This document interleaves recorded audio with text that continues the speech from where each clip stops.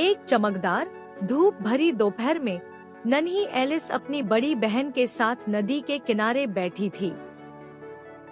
अचानक एलिस ने एक सफेद खरगोश को देखा जो आश्चर्यजनक रूप से कोट पहने हुए था और हाथ में जिभड़ी लिए हुए खुद से बड़बड़ाते हुए कह रहा था कि उसे देर हो रही है।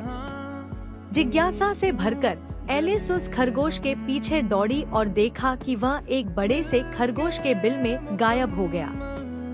बिना हिचकिचाए वह भी उसके पीछे पीछे रेंगते हुए बिल में चली गई और खुद को एक असामान्य, लंबी और अजीब सी सुरंग में गिरते हुए पाया। गिरते समय उसने अलमारियां, किताबों की शेल्फ और अजीब तस्वीरें देखी जो कीलों पर टंगी हुई थी। छोटे से कांच की मेज पर एक सुनहरी चाबी देखी।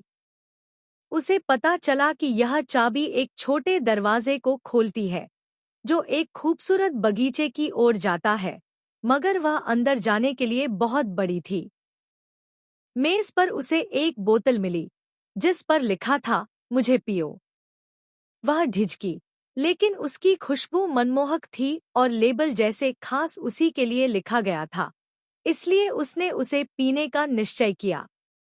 जैसे ही उसने पिया, वह सिकुड़ने लगी और इतनी छोटी हो गई कि उस दरवाजे से आसानी से जा सकती थी। लेकिन तभी उसे एहसास हुआ कि पर पड़ी, जिसमें एक केक था जिस पर लिखा था, मुझे खाओ।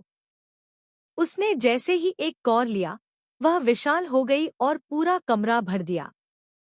कभी पीकर सिकुड़ते हुए और कभी खाकर बढ़ते हुए, कई कोशिशों के बाद वह अंततः उस जादुई बगीचे में पहुंच गई।